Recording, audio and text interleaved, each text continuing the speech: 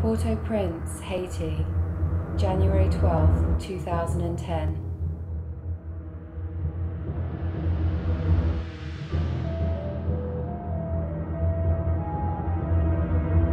A magnitude 7.0 earthquake strikes the developing nation's capital,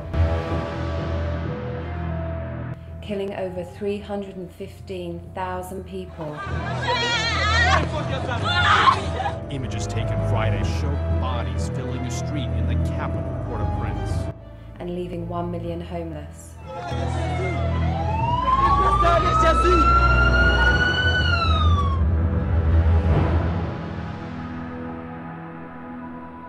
Lower Merion, Pennsylvania, November 2011.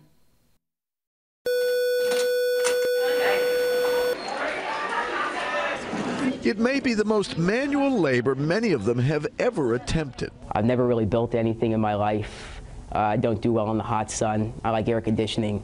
So traveling to a third world country and constructing a school by hand, that's a first. We just passed the bricks over like 2 miles to the work site. They are learning about what it means to be the Haiti 18. 18 students from Lower Merion High School who will go to Haiti and build a 2-room schoolhouse for many of the refugees of the devastating 2010 earthquake. There will be no electricity, no running water. It's not a vacation. It's going to be a tough 2 weeks. In a country where a 6th grade education was the norm, there is now virtually nothing left of the school system. Part of the experience for the Haiti 18 is getting out of a comfort zone. We're really going to be experiencing other cultures and really understanding and bringing that back here. They must raise $66,000 to buy the construction materials and pay their way to Haiti. But as in past trips to other countries, there is a reward. I just received the picture of my school in Nicaragua about a week ago, and I broke down and cried. I mean, it was one of the most amazing. It was just looking at one picture, all these emotions. And those pictures keep flooding in. Building one school will lead to building like many schools there. Build! They may not know how to use a hammer now, but they will be able to help build a country's future when they're done. At Lower Merion High School, I'm Doug Schimel, NBC 10 News. I'm extremely blessed to have the education that I have at Lower Merion High School. You look at Lower Merion High School, one of the most advanced, technologically buildings in the country, high schools in the country, and you look at what they have throughout Haiti, much of Haiti, especially where we're traveling to, Lakai, where there may not even be a roof on the school. At Lower Merion, we have the ability and the resources in our county to provide each and every student with a laptop that we use as part of our education, in terms of taking tests, writing notes, and using it home to do research for school. It's going to be hard. At least I'll be with some friends from Lower Merion, and I'll be able to work side by side with them in the village, and so part of that community will be there with me, and so I actually don't think it'll be that bad. I'm really excited about living in the houses with the families and getting really close with them. I'm super excited to go. A little nervous just to be in a different place, different people, but I couldn't be more excited to meet, new people, see new places, learn new things. This kind of experience is going to change my life and the lives of the people I'm going with. In preparation for their trip, the Haiti 18 attended weekly meetings from November to May, part of which was learning the native language, Creole. I think it will be pretty difficult to kind of get around the language barrier that we'll face once we get there. Not knowing French, it's going to be especially difficult for me. I know some of my friends already speak French, and so we can, get around that by not having to really rely so much on Haitian Creole. Yeah, merci. Oh, that's French. Although there is a language barrier and I don't speak a word of Creole, I think that I'm going to be able to communicate, deeply with my host family and learn something from them, and maybe they'll take something from me. I think it'll be a great environment for that. Though they are learning Creole, the students realize that simple gestures speak very well universally. With the experience of my last trek, I think I've learned that a lot of hand gestures, a lot of motions, a lot of facial expressions are very universal in terms of how you feel, what you want, what you need. I think it'll be interesting to try to use different like hand signals. I think a lot can be expressed by just smiling or kind of saying please and thank you. 3 months prior to their departure, the Trekkies write letters to their future selves to read in Haiti. The Trekkies know that before they can build their school and live with host families, they need to raise $66,000. And by the date of their departure, they exceeded their goal by $5,000. Lower Merion High School, May 12, 2012, 4:30 a.m. The Trek members board a bus headed to JFK International Airport to embark on an eye-opening journey that will forever change their lives. Day 1, 1 p.m. The Haiti A-Team makes their landing in Port-au-Prince.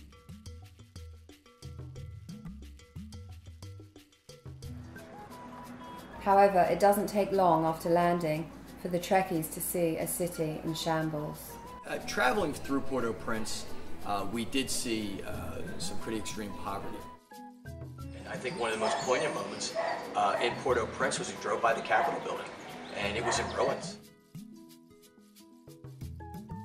The Haiti A-Team makes their way to their host village of Taverne, 6 hours from Port-au-Prince.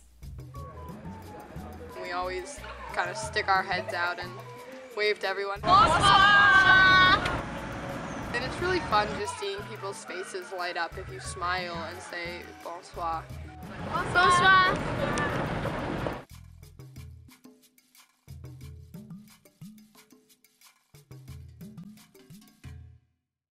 Okay, so you guys want to come in and sit down? They begin their long-awaited welcoming ceremony. Together they greet, pray, sing, and sign the covenant as a community. Here, everyone knows everyone. A stranger walks in town, you know it. It's a pretty tight-knit community, and no matter who you're with, whether you've met them before or not, you don't feel any threatened. It's really cool to see how close everyone is.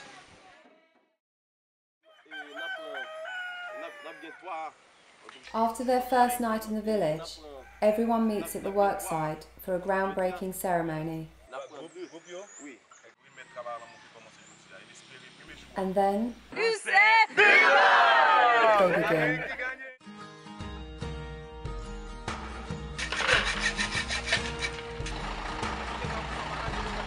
The jobs were broken up into specific stations. So there was one where you had to take a pail of sand from one side of the construction site to the other and pile it closer to the foundation.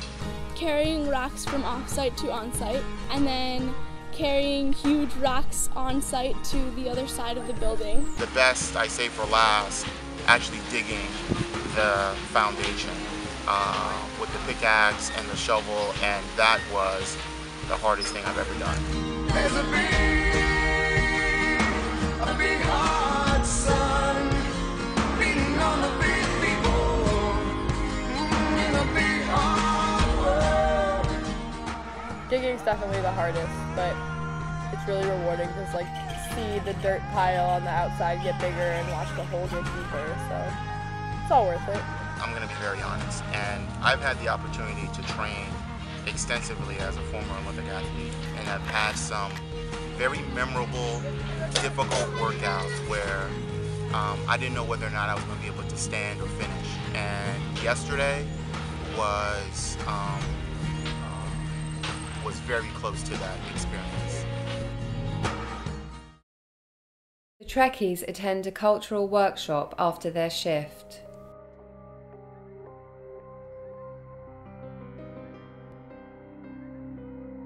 I have to tell you that I'm sure for all of us here, and for myself, that was the first time I've ever sat through a voodoo ceremony.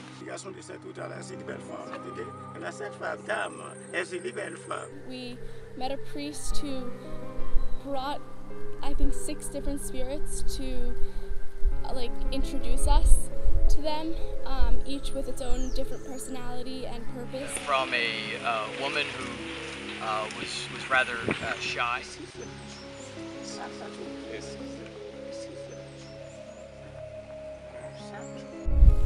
To a guy named Terrible.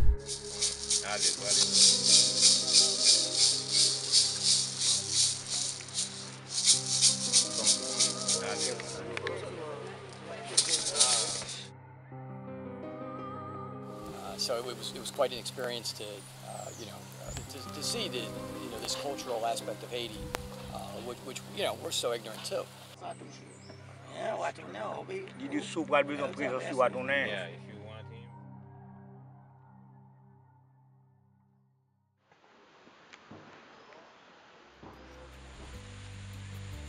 Yesterday, we drove about 2 hours to another village that built on buildings. And repeat that.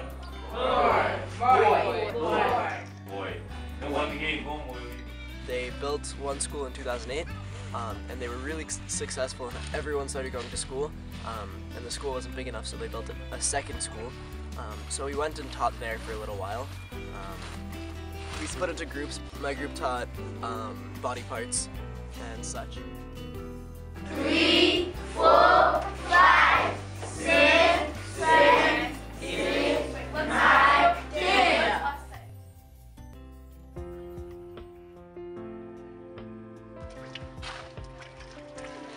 We continue to make major progress on the work site. The footers are fully dug. The rebar is up.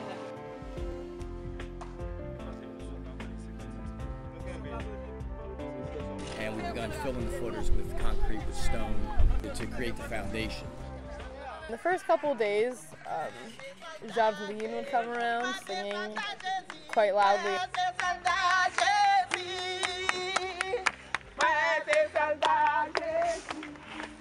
It was really fun for everyone, even though we couldn't sing along. So lately we've been trying to add our own sort of American flavor, thinking about the songs that we can sing along with each other. We all need somebody to lean on. I need somebody.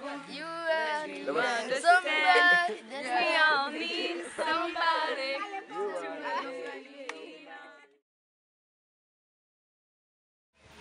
on. We had a cultural experience in which we observed a family who this was their business, making bread.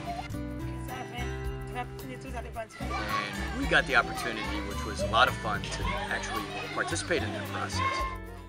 And it was a great experience. It was a lot of fun, a bonding experience.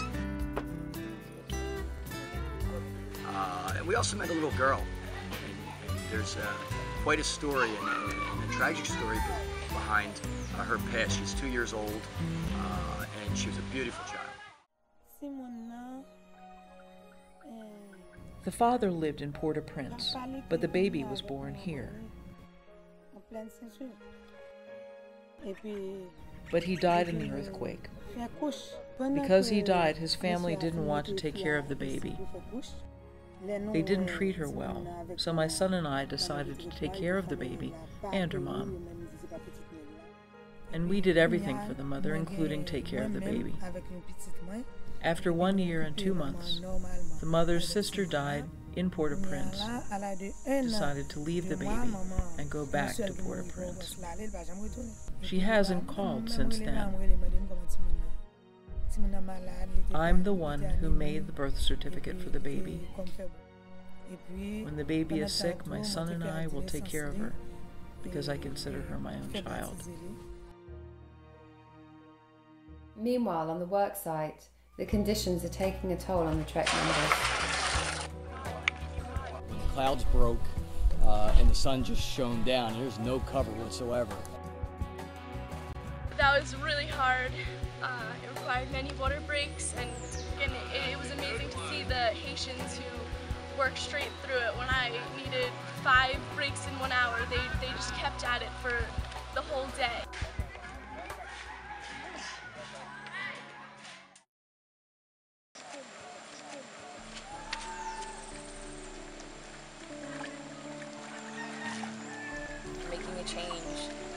like with your own hands. It's not just like you're giving money. Like we did fund this school, but like we're also here being able to mix with the community members and really see the change that we were hoping to make. My name is Cecilia Elmozy. I have 8 children. My name is Bernardine. I started my own farm so that my children could get an education. I am in 3rd grade. I go to school because I want to read and write. I know education is important in life and community. I want to be a real man. I want to learn how to take care of my family and go to a university. Day 8 in Taverne. A 15-foot deep latrine must be excavated for the Haitian students to use as a restroom. It was a really difficult job and required a lot of physical labor right in the sun. The village children do all they can to make the job easier for the Americans. They're, you know, super high energy and they're a lot easier to communicate with because, you know, they're younger. At night, our Trekkies just, they have a crowd. They have a swarm of children that come to their homes.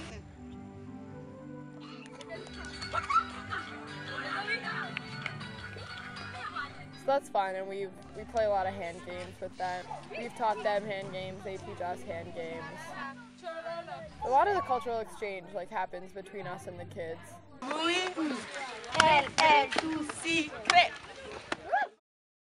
In February, we wrote letters to ourselves.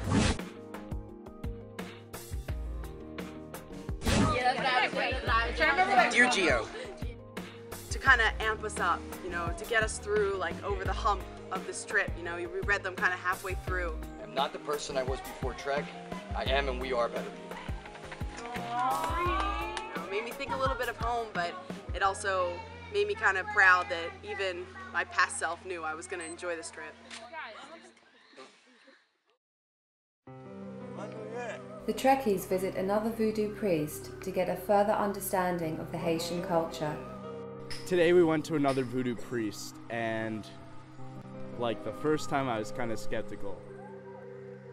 After having experienced one voodoo priest, I kind of thought I had an idea of what I was going to be in for.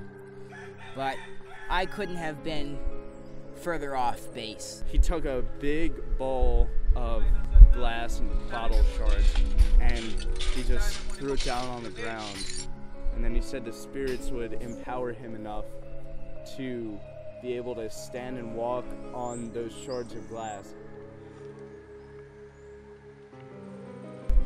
Took one big step, a second step, stomped around a little bit and said that his spirit was protected and that he could not be harmed.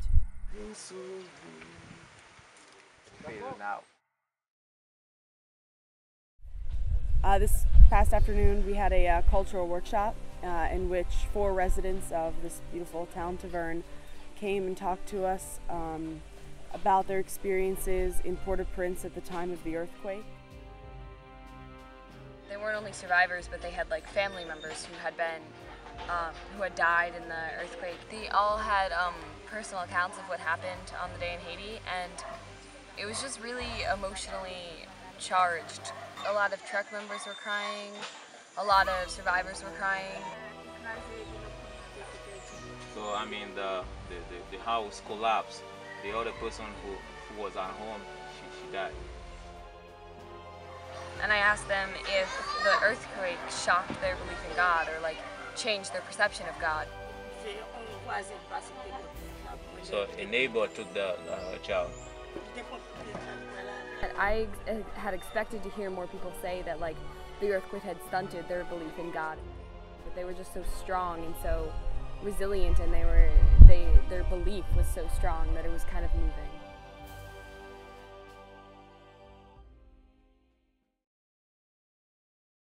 With only a few days remaining, the group visits the school in which the Taverne students currently learn. We went over to the current school in Taverne, which is really just a bunch of makeshift buildings set up behind the community's church. They were all packed into this tiny little room with one chalkboard. Each building was about the size of half of our classroom at Lower Merion. And in that classroom, they would jam anywhere between 50 and 70 students. The classroom that I visited had 59 people. The students wanted to learn. They were very ambitious. The amazing part about it was that we asked them, you know, how many of you want to go to 7th grade, how many of you want to go to university, and the majority of them raised their hands. I didn't notice anybody who honestly said that they didn't want to keep learning. The children sing to the Trekkies as an expression of their appreciation.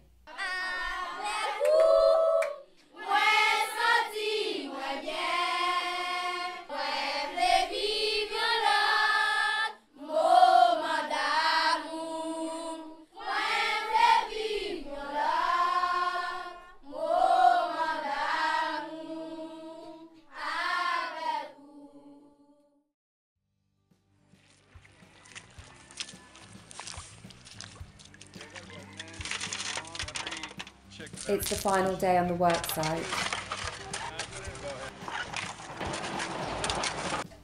The foundation is complete and the walls begin to rise ahead of schedule.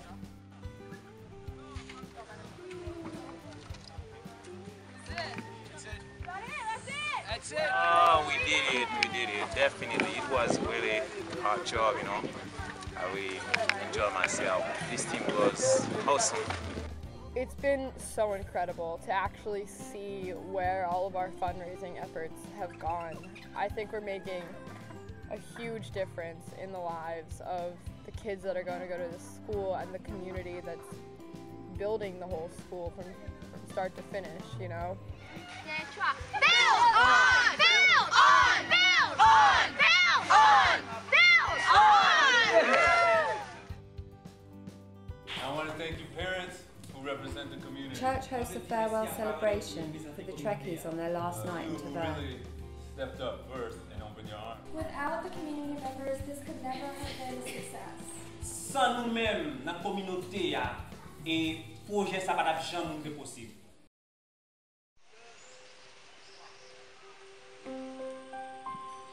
Day 13 in Haiti.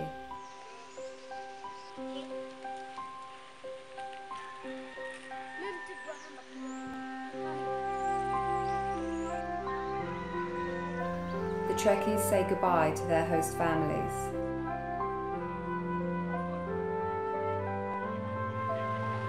I'm going to miss the sense of community.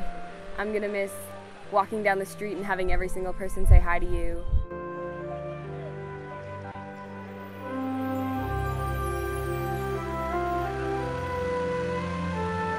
I can honestly say it's one of the hardest things I think I've ever had to do. You didn't realize how close you got to them and how much you appreciated them and their lifestyle and how they treated you and how much they gave you until you were actually saying goodbye.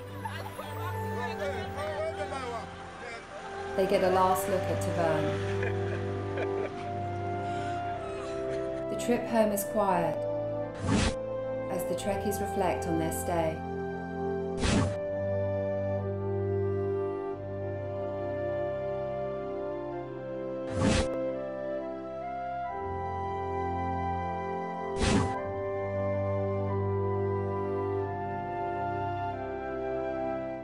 From bonsoir,